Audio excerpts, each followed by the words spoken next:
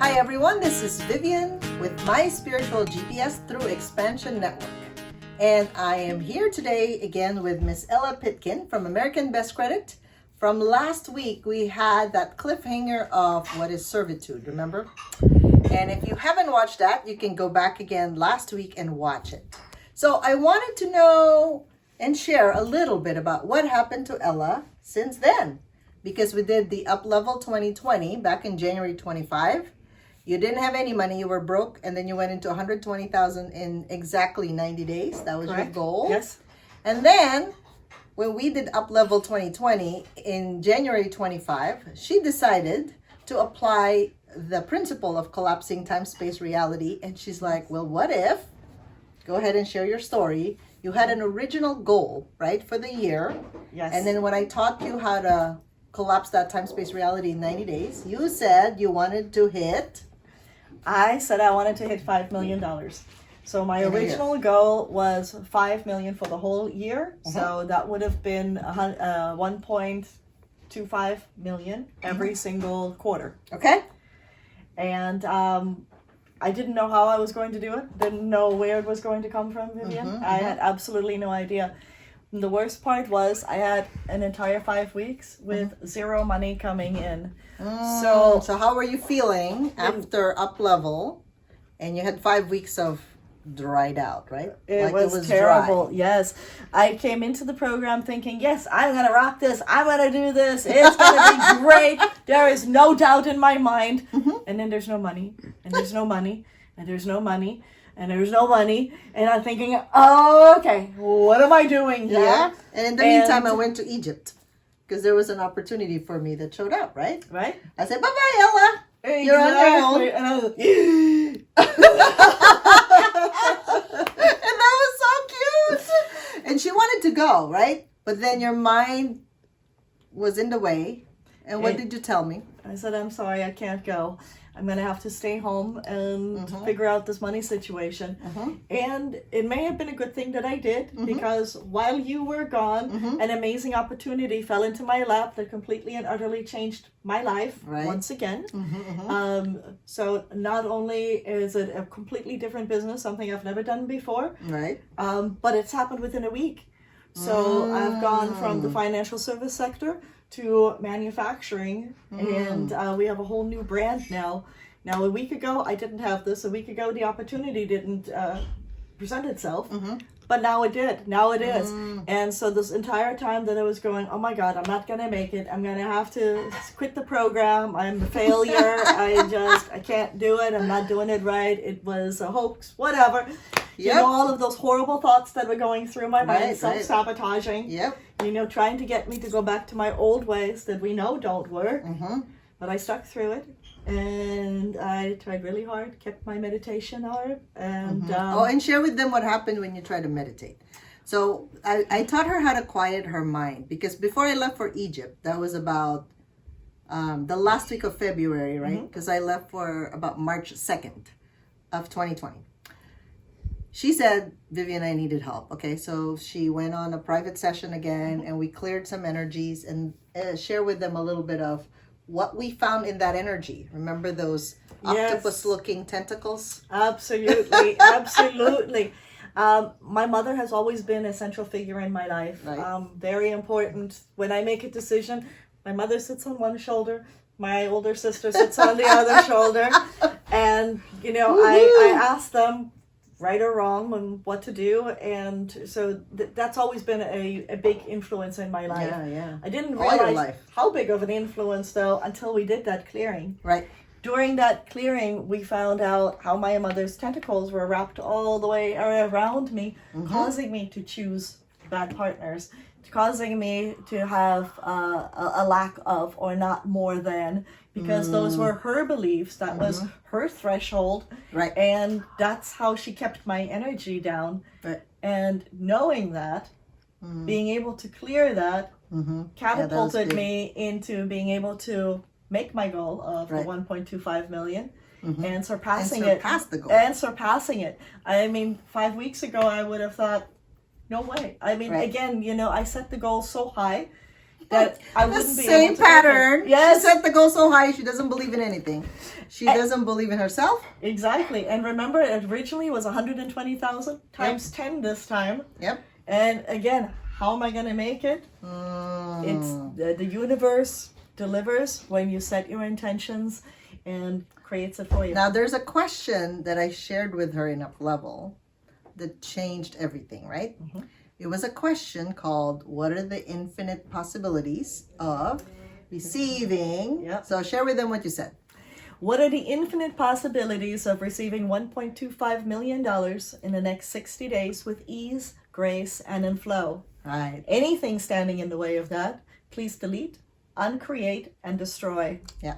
Thank you. So that was from Access Consciousness that I've learned. If you apply it properly, it does work. So 100%. obviously, she didn't have faith in herself. She didn't even know how she's going to make that money.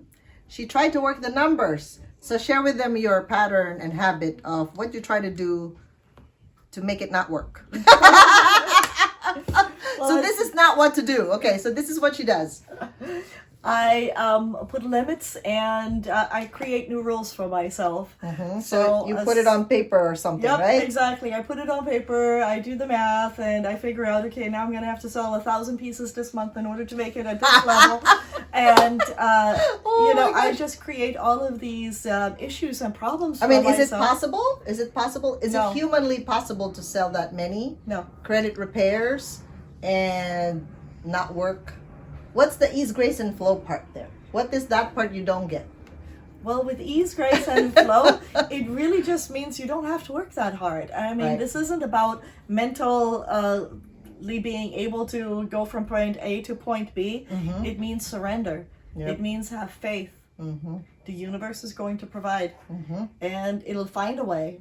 And you don't need to know every step of Yep. everything that's going to happen, because it's impossible for us to know that. Right. And besides you're that, not as God. hard as I tried, and I have everything all planned, I'm a planner, so I've got my lists and my things all written out. Right. But none of that actually is how I made my goal. It had nothing to do with it. So remember the first time when she set her $120,000 goal in 90 days. Yes. She didn't know how it was going to happen, but then I said, Ella, how were you able to achieve that 30-day goal, your 60-day goal, and 90-day goal? Did you have to do anything to have it, to achieve it? Then she went back and go, no, not really. Your words were, it fell on my lap. Yep. She still didn't believe it because it's just 1 or 2, 3 incidents. She said, no, that's not going to work. So then she made her goal times 10. Yep. And how did you find that contract or that transaction? Did you do anything? I did nothing for it. It fell into my lap. With ease, grace, and in flow. 5 weeks of no money, dried Yep. up. See, the thing is, if you're attached, that, oh, I'm supposed to make this much every single week. So you are controlling how it's going to be delivered to you. Yep. Are you a control freak a little bit? Yeah. Yeah, okay. Definitely. So you were trying to control it, yet you're Yep. trying to learn another technique called ease, grace, and flow Yep. in manifesting money. So now you manifested the money Yep. and surpassed the 1.25 million. Not in 90 days, actually, it happened earlier. Yep. Because if you try to control even the timeline, that's what you get if you don't get much, right? Yep. So the more she tried hard, she tried to think, she tried to write it down, she tried to divide the numbers, multiply the numbers, figure out where it's going to come from, how it's going to come from even. I sat at my desk and I stared at my computer for hours on end. Willing the phone to ring, willing something to happen. And nothing did. And everything that I tried, I had clients that came in, their payment didn't go through, and this didn't happen, and that didn't happen. And one guy actually called me and says, oh, it fell off on its own and I don't even need you anymore. And I'm like, really? Desperation energy. Sounds good? Okay, are you going to attract the money if you're desperate? No. So it's the surrender energy. Can you share with them the difference between the desperation and the surrender? Because I'm sure they want to know. Desperation is when you're just trying anything and everything, and Action again. action. Where's the ease, grace, and flow there? Exactly, there isn't any. And surrender, just take a deep breath, let it go, and what happens, happens. The universe has to be able to come to you. When you're all tense and shouting and being upset and wanting things, the universe can't find you. It goes right past you to somebody else. This one's too busy for me right now. Let me go over here. So once you calm yourself down and surrender to the flow, it can flow to you, hence the word. Yeah. And literally, you can awaken. For those of you in emergencies, that's your stage. You are in awakening mode. But then once you realize, I think I got to learn something to help me connect to my higher spiritual guidance, that's a discovery session. Some of you are spiritual and it take forever to stay in this spiritual mode, trying to discover who you are. You already know who you are. But the thing is, if you can't allow yourself to surrender, you can take a shortcut. But then a lot of you think it'll take a long time. That's why you settle for that. And it takes you sometimes your whole lifetime to even figure out that your spirit is just there with you, right? Like it's within you all the time. All the time. After surrender, it's flow. So if you're in the flow, it feels great. Doesn't it feel great? It feels amazing. It feels so wonderful and happy, and it's like, wow, why was I stressed? I don't know. I don't know. I don't know either. So the question to her is, what is she unwilling to receive in order for her to have this amazing life ahead of her? So you had expectations that when you become rich, something will happen. So what were those expectations that you needed to delete? I thought that rich people have no empathy, that my family is not going to like me as much, or then will they like me because they like me or because of what I can provide for them? You know, are the feelings real? Are people approaching me because they want something from me? Am I being used? Do I have a target on my back to be scammed now? Is somebody going to take it from me? So my biggest fear was losing it. It's like one thing, if you never have anything, you can't lose it. Right. So you're the same, you're good. But once you have something wonderful, and then somebody takes it away from you, there's that fear of loss right there. Oh, yeah. It triggers a fear of loss. So, what we're going to explore next time she comes here is, how did you get over all of those negative thought patterns, the feedback, the thoughts from your mother, the thoughts from your sister?